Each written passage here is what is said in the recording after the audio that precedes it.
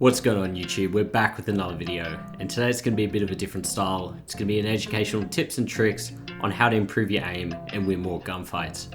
I'm going to give you 5 tips, starting with the ones that I think can make the most immediate impact to your game. And if you like these tips in the video, join the group chat below by subscribing and smashing that like button. Peace.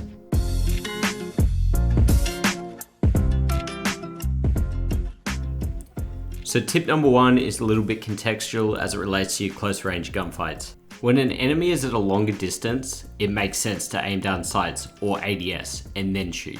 But at close ranges and in reflex based scenarios, this is not always the optimal play. When you aim down sights, your look speed is substantially slowed, reducing your ability to track the movements of your target. At a longer range, this is not an issue. A 1 to 5 meter movement by your enemy only requires a small adjustment to your aim. But up close, a 1 meter movement might see your enemy exit your field of view. As the closer they are, the more their movements are amplified.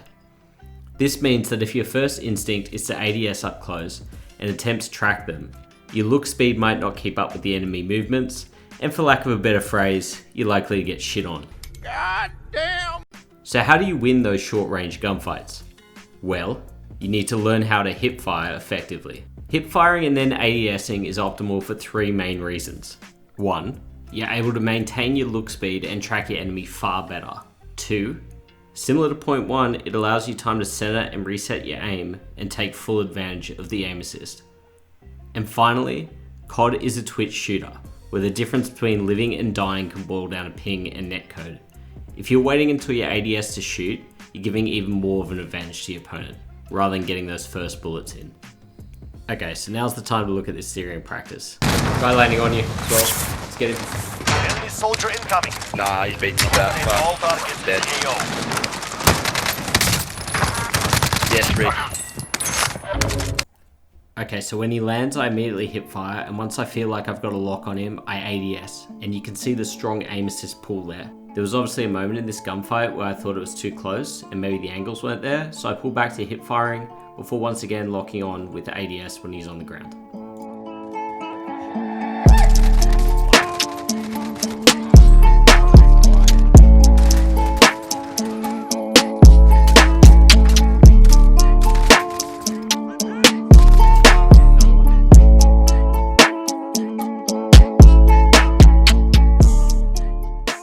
Okay, so tip number 2 builds on tip number 1 and is to do with centering your aim. What do I mean by that? Well, it's about mentally thinking where your opponent may come from and ensuring that your aim is centered on that spot. This is a little bit more relevant to multiplayer and a little bit more difficult in Warzone, as people could literally come from anywhere, but it's an important part of FPS shooters anyway. By centering your aim, you're able to snap on much quicker, making it a simple matter of L1 R1. The big turn and flicks are spectacular for the highlights reel, but they tend to mean you're caught off guard. To summarize this tip, you want to minimize the amount of movement that you're doing, therefore being able to get the first shot off quicker.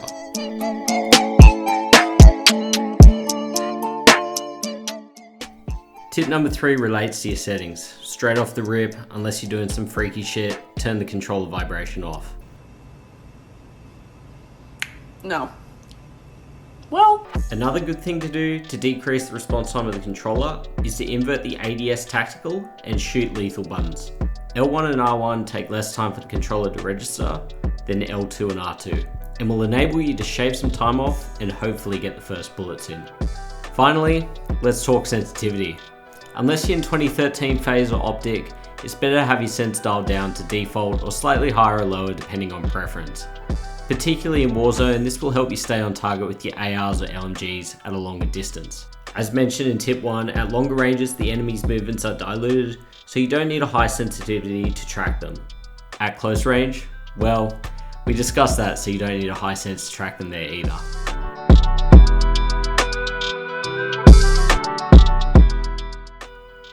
Tip number 4, watch pro player streams or YouTube videos and practice what you see. Watch how they position themselves on the map, learn what classes are the current meta, and try to emulate what you're watching. I recommend someone like NickMercs for Warzone and someone like Scump for multiplayer. Alternatively, you can learn what not to do by watching the Dusty Wizard on Group Chat Gaming.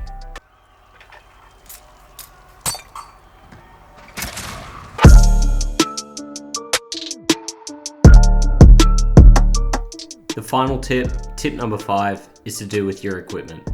Everyone has different means and the ability to afford things, so this might not be for everyone, but a low response time monitor, a good headset, and if you really want to go all out, a scuff controller will make a huge difference. Out of these, I would prioritize the monitor. It makes such a difference in comparison playing on TV. Here are some of the more affordable options on the screen now, and I'll link them in the description. So those are 5 simple tips.